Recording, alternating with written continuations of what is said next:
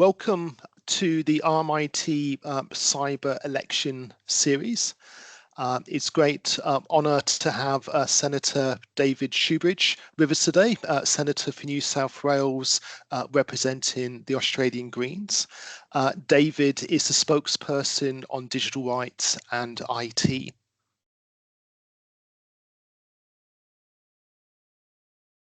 So before we start our chat, I would just like to acknowledge our country. So we'd like to acknowledge the people of the Buyung and Buyung language groups of the Eastern Kulin Nations, on whose unceded land we conduct the business of RMIT universities, and the lands that I'm speaking from today. As we gather virtually across many parts of the country and the world, we would also encourage you to acknowledge the land in which you are joining us from. We respectfully acknowledge the First Nation people of the 5 Kulin Nations, their ancestors and elders past, present and emerging.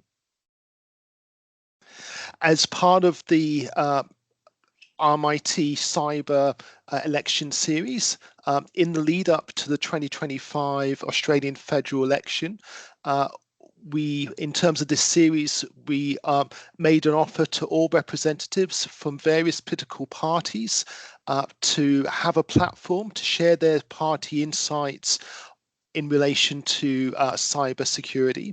RMIT Centre for Cybersecurity Research Innovation has invited the major Australian political parties to participate in this series. RMIT is committed to maintaining an apolitical stance during the caretaker period.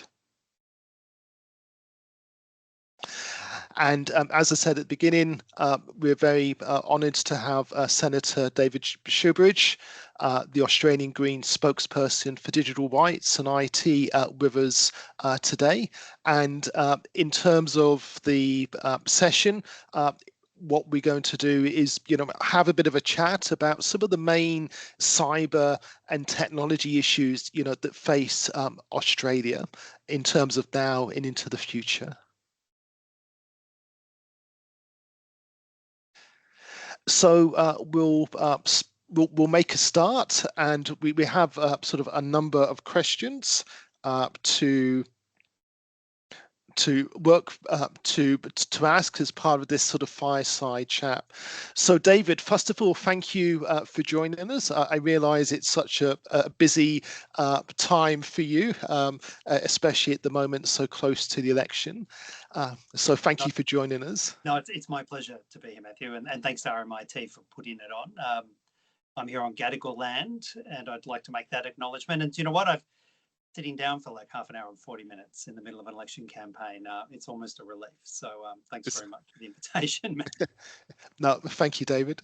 And if I may, I wonder if we could start with a question about the Green Party and then sort of talk about some of the cyber and social issues. So I wonder if you're able to share with us broadly, what your party's policies and strategies in relation, I suppose, to cybersecurity and privacy and society as well.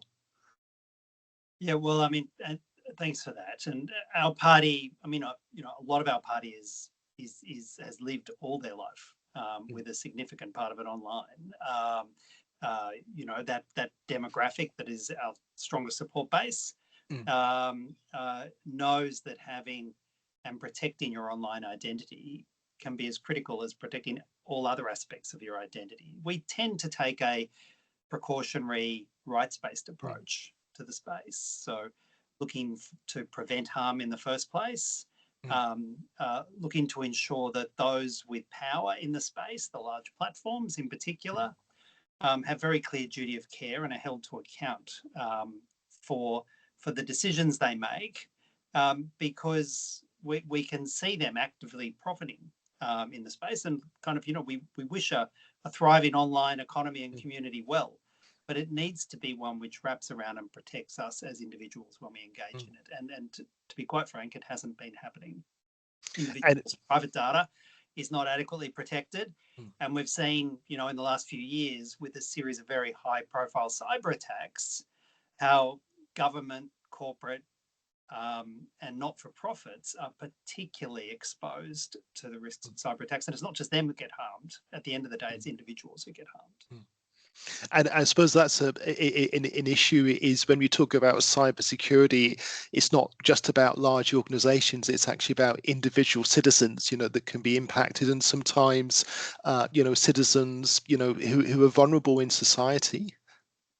Well, indeed. In fact, those who are least sort of, savvy online are those who are most vulnerable if they have their data stolen. So, yeah, absolutely. We would like to see corporate Australia protect its financial interests, and we'd like to see government protect its financial interests. But that's not our primary goal here. Our primary goal isn't to protect government and corporate Australia. Our primary goal is to protect the millions and millions and millions of Australians whose data is held by corporate entities, is held by government entities, so it can't be weaponized against them. And we have seen that happen, repeatedly. And I think one of the areas that's been raised with us, for example, in just the last few weeks, is the superannuation industry, where two-factor authentication does not seem to be industry standard. Incredibly personal details, and indeed, large financial resources are held by institutions. And where's been the government response, which has said to an industry with probably more wealth than any other part, you need to have these basic cybersecurity checks in place. And, that lack of leadership, I think we're really feeling it now. And it's right, because it's something that impacts everyone who has superannuations, is the potential risk there. But well, I mean, on that, why doesn't government require as industry standard two-factor authentication? Why isn't it doing or some equivalent of it that ensures that people's finances and data is protected? I mean, you wouldn't think this is brain surgery, much of this stuff. So we've talked about, started talking about cyber. I suppose the other topic I wanted to touch upon is, I suppose, another area of technology that is on everyone's mind, and that's about the impact of AI and data protection, as you've mentioned. So many situations that have happened with privacy regulation and protecting data. So do you think the current mechanisms in place are adequate to protect ourselves against these current issues, and also, I suppose, future challenges around AI? Or do you think there are other things that should be undertaken? Well, I mean, when it comes to protecting our privacy, for example, we've got the 20th century laws for a 21st century set of problems. It's like driving I'm trying to cast my mind back to a motor vehicle in the 1980s. It's like driving a Tirana or a Datsun. They're not fit for purpose, and they haven't conceived of how rapidly entities are trying to monetize our data and use it in novel and different ways, for example. So, I mean, entities can now rely upon a consent that you might have given 20 years ago for your personal information, to use your personal information, perhaps, for example, to feed into artificial intelligence, maybe to generate, a far more intimate picture of you and your family members, things you would never have conceived of when you gave your consent 20 years ago. So why haven't our consent provisions in the privacy laws limited the consent to only what was reasonably understood at the time? I mean, other jurisdictions have done this. We haven't done that. And when it comes to AI, I think the Minister Husic has been attempting to do some work in that space. He hasn't been aided really by his cabinet colleagues. We did manage to have a short, sharp Senate inquiry last year and to look at some of the high risk issues about AI and what should be done urgently. We have a commitment to put in guardrails for high risk AI. That's a great commitment, but they're not in place yet. And when it comes to AI, and particularly generative AI, what I fear most is the Parliament will try and deal with the regulation in this space in the standard way. And it'll be a 3-year green paper process, an 8-year drafting process, and legislative reform sometime in, I don't know, my kids will inherit it, the legislative reform. But that kind of time frame the Yeah. traditional timeframe is not going to be adequate for dealing with the rapid pace of innovation in the AI space, and we Yeah. need to get better at it. And I suppose if you look around the world, if you look at like the European Union, that they've actually introduced an AI Act where they've tried to regulate how companies use AI. Do you think we need to go down that sort of regulatory pathway in terms of, describing how technology can and cannot be used? Well, absolutely, we should have an AI Act or an equivalent, and that the Europeans have been criticised because since they've passed that AI Act, there's been, significant reform. I think Mm, it may have been a 2022 reform or something. And you think about all those reforms that happened, all those industry revolution really that happened in 2023, 2024. But the task of Parliament in this space isn't to pass an act and mm, then step back for 5 years. I think the task of Parliament is to pass some laws, to put in place mm, guardrails, to properly resource. Perhaps this. I mean, our election platform is for two new statutory authorities. Properly mm, resource them with people who are skilled in the space and can provide urgent regulatory feedback to mm. Parliament and to the government departments and agencies, so that we can keep refining it. If we're going to step back and say we're not going to act until we have a perfected response, Mm. well, we're not going to act, and I think Yeah. that is far too dangerous. And I suppose with the rapid development of technology as well, law, yeah, it offers real challenges laws trying to keep up with technology if that's an approach that you want to follow. But the problem I see in Parliament at the moment is I see an incredibly uneducated set of senators and MPs. Mm, I endeavour to keep on top of this portfolio area. It's a mm, challenge to keep on top of this portfolio area, but most don't even try. They just see it as dangerous and scary and too hard to deal with. And mm, putting it in the too hard basket mm. is making that too hard basket get, Yeah. grow and grow and grow and grow and grow, and Mm. soon it's going to tumble out of the laundry. That's for sure. Yeah. It's a Yeah. that what we actually need is we need to learn by doing in this space, Yeah. and not be incredibly timid, and not just simply say, well, it's a global industry, it's too hard, Australia can't do anything, Yeah. because we have an obligation to act. And when we talk about cybersecurity, one of the things that sort of come up is the skills gap. That Australia needs a 30,000 additional cybersecurity workers by 2026 just to keep up with what industry's requirement requires. What policies and programs do you think should be put in place to try to address this gap, to try to increase skills level, not just in cyber, but also, I suppose, other, technologies we're just talking about in terms of AI as well? Well, abolishing HECS and making university fee free would be a great start to actually have the next generation actively encouraged to get those university credentials, rapidly get those university credentials, and then offering graduate placements into key Mm, government agencies, and also, creating the stream of skilled workers we will need for, not just for government, but obviously for commercial and not for profit and other mm, parts of the economy in the country. But I think we should also be mindful of not putting in place arbitrary caps on mm, migration. Now, in the government sector, because this often requires high level security clearance, that mm, won't be as readily soluble through a migration intake, that there will mm. be challenges in that space. But I think it's partially the solution for government, but it's also partially the solution for private industry and not for profits. At the moment, we're seeing a really, I think, unedifying,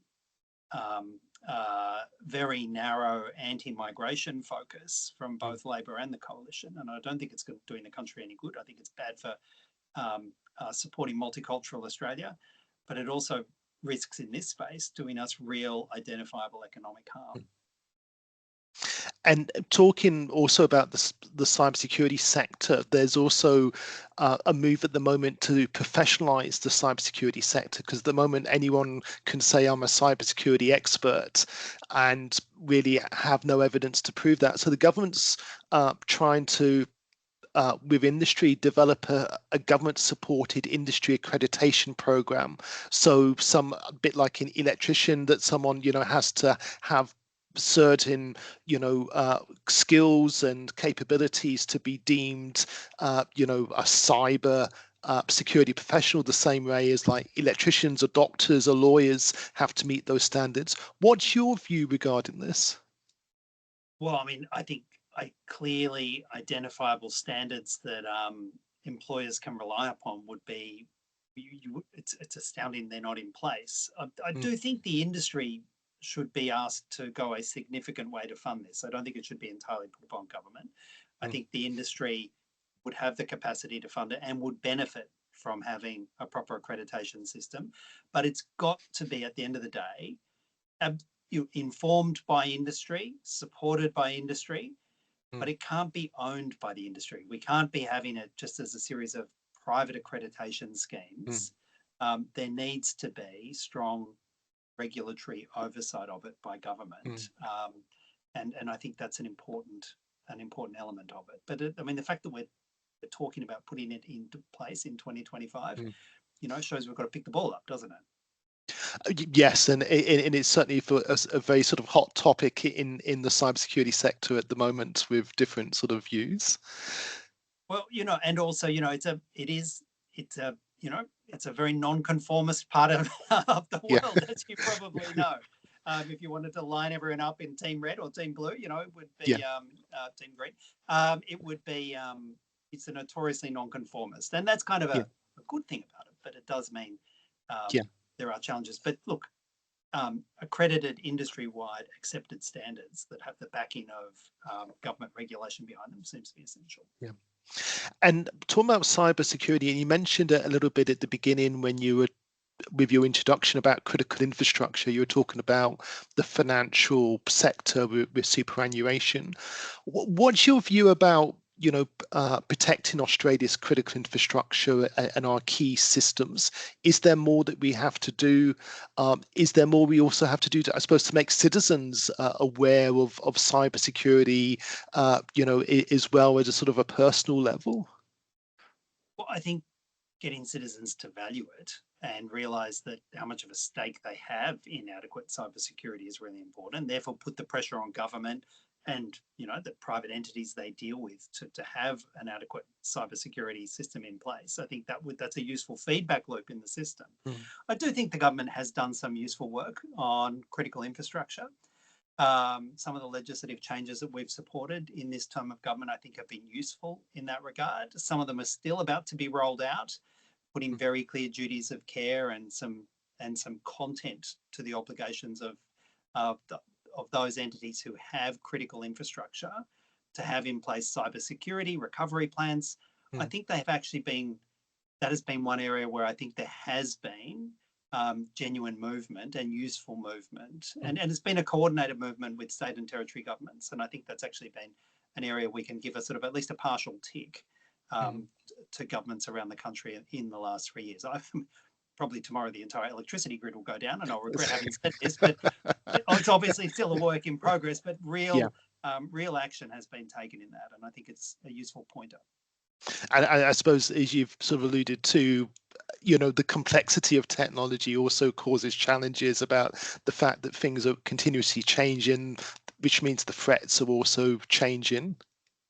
Oh, for sure. And,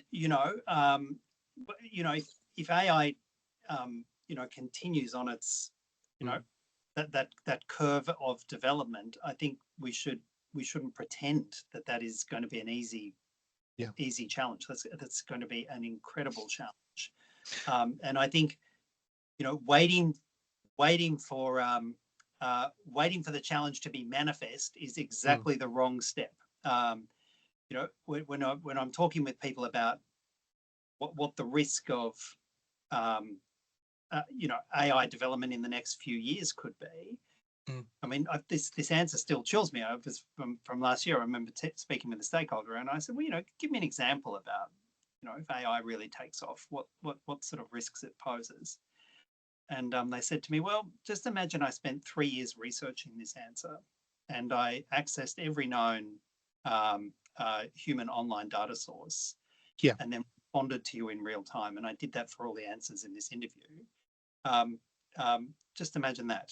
And I found it kind of, unsettling. Yeah. But the idea that that kind of level of artificial intelligence might be directed at cyber breaches, Mm. at critical infrastructure, I mean, that's a real threat, and we need to be ready for it. And it is interesting because we're now seeing AI being used in scams in terms of improving, scammers' capability to get their messages. Even in disinformation and elections, we're seeing, AI being used, for the first time, to sort of create sort of false narratives. And the fact we don't even have labeling obligations. I mean, at a minimum, you'd think there would be labeling obligations. I mean, the reports have been coming in the last few days about a radio program. I think it's it's on a national syndicated radio network, where the host purports to be a young woman, but is indeed sort of an AI generated host. It sort of does segues between music, reasonably chirpy, Yeah. but no one's been told. There's no Yeah. labeling. And you've got to ask yourself, if the tasks you want AI to do, Yeah. are they the tasks you want them to do? The kind of jobs we'd all love to do and are Yeah. creative and positive, you know, Yeah. is it reasonable to put guidelines around and say, well, actually, not those kind of jobs. Yeah. Those kind of jobs should be those cultural, informative jobs. Yeah. Um, should actually be there should be some very significant thresholds that have to be crossed before AI can do. We're not even having the debate though. No, and I suppose that's always the issue with all of these critical emerging technologies.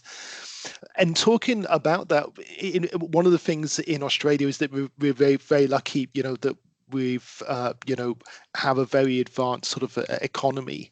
And some of our partners and neighbors in the region, are still, dealing with some of these challenges in the South Pacific, for instance. What role do you see Australia in helping our neighbours in the South Pacific, to help improve their cybersecurity, or even as we're talking about, deal with the challenges of AI?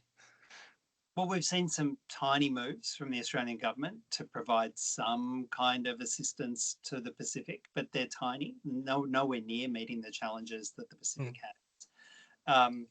I mean, good neighbours, um, help to ensure that the neighbourhood is safe. Yeah. We often hear, Australia talking about it's going to have these defence links with the Mm. Pacific neighbours. That's often seen very much in a kind of post-colonial, colonial context, and that's a very tense relationship.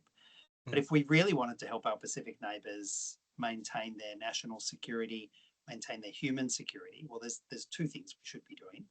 One is addressing the urgent risk of climate change, because Mm. that is their absolute core national security risk that they have. But the other thing we should be doing is investing in their cybersecurity to make sure their Mm. systems are resilient to potential foreign actors, but also to Mm. ensure that they're resilient from any challenges that come in internally. And I think that would be a real act of friendship with our Mm. Pacific neighbours. And also, I suppose, sort of looking beyond the South Pacific is how we can also engage with our partners globally as well. Is how can we work with countries around the world to deal with these challenges? Because one of the things, that you've been speaking about, David, is we're talking about global issues, but Australia, is only one country. And I suppose the question is, how does Australia contribute to that global campaign or strategies against, these problems of technologies or cyber criminals or scams, that impact individual Australians? Well, we could start by doing something, and Yeah. that would be kind of useful. I mean, I've said we've had some, I've credited the actions we've taken on some of those critical infrastructure reforms. But when it comes to protecting personal Mm. information, putting duty of care on corporate and government to protect, I mean, we are global laggards in that regard, and I think that's Yeah. really unfortunate. But and we've seen some rollback from positive action from the United States. Mm. We saw President Biden issue, presidential directives to put in some guardrails around AI, to Yeah. direct investment to try and have an ethical AI framework in the United States. And now we've seen the Trump administration rip that all away and actively say, well, they don't want any guardrails for AI, including in military applications, which is an incredibly frightening prospect.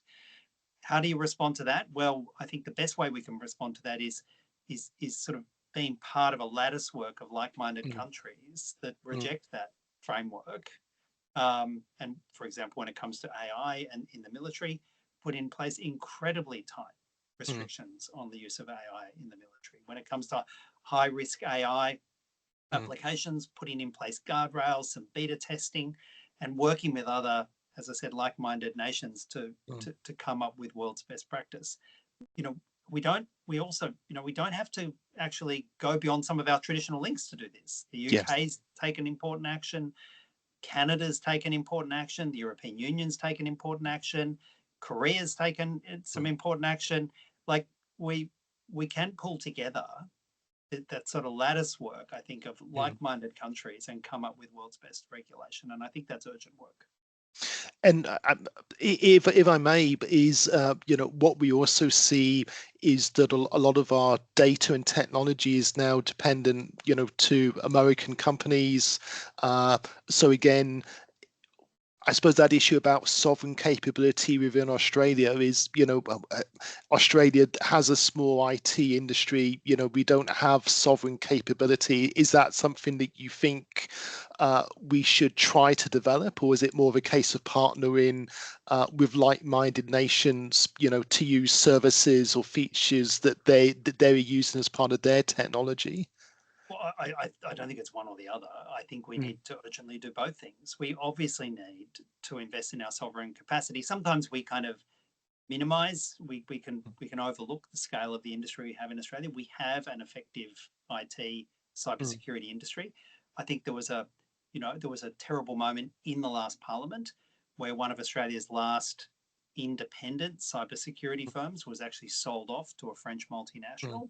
I think that was an appalling lack of just basically national self-protection. We should have prohibited that sale. It's got hundreds and hundreds of contracts with federal and state governments around the country. And we lost control of, I think, what was an important national asset without even really it ruffling the feathers of media or parliament. But rebuilding that kind of sovereign capacity, I think, is essential. I think building our skill base is essential, and it should absolutely be fee-free for young Australians or people wanting a second career to engage and get these careers to build our national capacity. And, we often hear talk about STEM as though somehow that is kind of engineering and maths and maybe some nuclear submarines. I don't think that's where our investment to provide greatest national safety can be down the nuclear and submarine end of STEM. I'd much rather it see down towards the cybersecurity, the online capacity. I think that would be a huge positive redirection of our national resources. And I suppose, David, to follow up on that, and it hasn't come up in the conversation, is what can we do to create innovation and startup community within Australia? It's something under Malcolm Turnbull that the government did focus a lot on developing, cyber as a new sort of industry sector, and it's sort of seemed to have lost its way a little bit over time. So what's your view regarding sort of startups and how Australia, develops, a startup community at a national level, to contribute to Australia's sort of sovereign capabilities? Well, I mean, I think strategic investment in the space is kind of critical.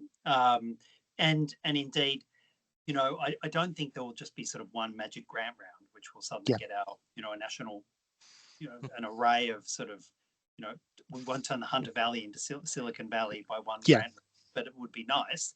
But looking at where future jobs growth will be and active targeted government investment in that space, Greens are quite supportive of a mixed market economy.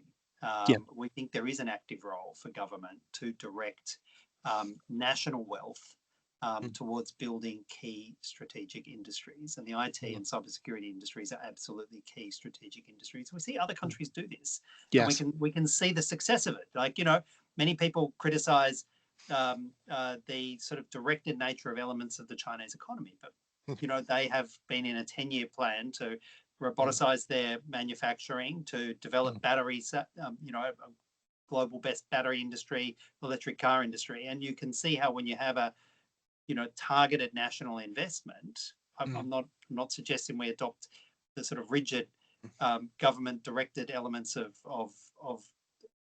the Chinese government has, but you can see how, you know, when you harness national wealth and you target a particular growth industry, it can have really positive outcomes. I would see it as, you know, that would seem to me to be a very sensible direction of a modest proportion of our national wealth for incredibly positive outcomes. Look, the other thing I'd say is it's not just creating small businesses in cyber or creating small businesses in IT more broadly. I think that's part of it, but actually also creating enough of a workforce to provide the cybersecurity for small business and for other startups. Like, these two things sort of act together. You know, we saw, I think last year, the Home Affairs launched their cybersecurity strategy. And just before I came, I was just going back and having a look at the cybersecurity strategy that Home Affairs launched. There was one useful element of it, I thought, which was they said that there would be grants available for small business for their cybersecurity. We haven't yet seen those grants roll out. We don't know the extent of them, but that seems to me to be important. But if you're rolling grants out, they should be tied to, wherever possible, Australian industry providing the cybersecurity, so the two things can work in company. But also, I'd like to see a lot less of the buzzwords being used by government and a lot more practical things. And I don't know if you had the misfortune of reading the cybersecurity strategy, Matthew, you probably did. But I remember there were, like, I've just written it down, there were 3 horizons: to strengthen our foundations, then scale cybersecurity across the whole economy, and advance the global frontier of cybersecurity. I'd like less of that and more of actual stuff. And it's interesting that you mentioned that the it's back to the basics in terms of the skilled workforce, is, you know, is making sure that there are enough cyber people, not just for government, cyber workers, not just for sort of government and large organizations, but for small businesses. I know, speaking of small business, they have real challenges getting, you know, security advice or being able to pay for people, you know, with their limited funds that they have available to help them with cyber. It's become a real sort of area of potential weakness. Well, we've covered a couple of things that government could do early in the next term. Work with industry, establish those accreditation standards that business can send their send part of their team off to get the skills, or can recruit people with identifiable, you know, validated skills. We could do that. We could make these skills and the credentials HECS-free to the extent they're in TAFE, and vocational education fee-free, and actually encourage, you know, young people wanting a second career to leap into that rapidly. And we could have targeted graduate programs, partly funded by the government, to work with industry, work with employers, and say, well, we're going to bed someone down with you for 2 years. We'll assist them in their journey through university or through TAFE, and then we'll bed them down and help, you know, get a graduate position available. Like, all of this would be meaningful and real, and would be developing the skill base we need. And I think, you know, my hope is we'll get a minority government where some of this actual policy debate can happen after this. I'm afraid we're sort of coming to the end, and I just wanted to give you sort of the opportunity, if there's any sort of final points you'd like to raise, or anything you've not had an opportunity to share with us. Well, I mean, I would urge you to keep engaged in the space. Don't despair by the obvious ignorance of senators and MPs when you're talking in this space, but do what you can to actually inform and educate state and federal parliamentarians about this, because, you know, you actually do need people in the parliament who are complete advocates for the kind of investment and changes we want to do. I know I was in state politics for a while, and I recall working collaboratively with a state minister. He wasn't from my party, he was from another party, but Victor Dominello at New South Wales Parliament, he got it. He drove some of the investment. He cajoled other politicians to come behind and back in necessary legislative reforms, and finding those people across Parliament so we can get a consensus, I think, is really important. So the more RMIT can do to reach out, there are other people doing this at a federal level, and I think that's also urgent work. Excellent. No, thank you, David, for those points, and thank you for joining us for our virtual fireside chat. So thank you for your time. Pleasure, Matthew. I'll get back on the trail. Thank you. Thanks.